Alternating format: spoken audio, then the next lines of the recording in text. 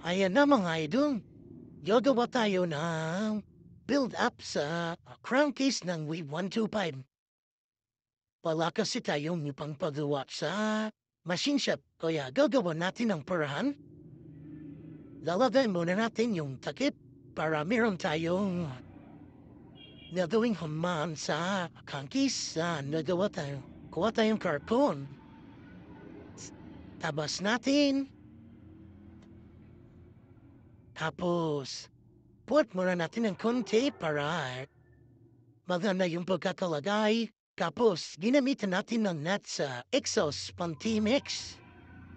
Eh, ah, Tapos, kakatingin natin yan.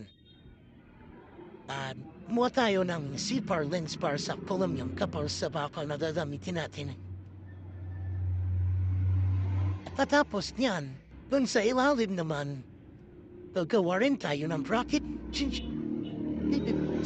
Ganun din, basag din yung crankcase. Sorry, malaglag pa yung camera natin. Hindi pa maayos yung pagkatalagay.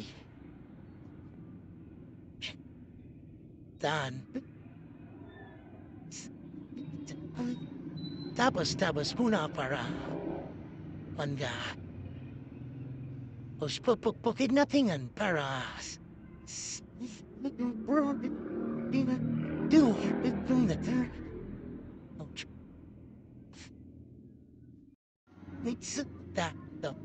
Ayan na, at medyo patapos na yung ginagawa natin. Oo, no. Sira. Meron pang dumating ka, Marites. Sige. Yan. Ayun, mag-welding naman tayo dun sa bracket na ginagawa natin. Una, at saya. Meron pala akong kasama. Shout out dyan pala kay Joshua Villagracia. Yan. Tropa yan dito, tropa.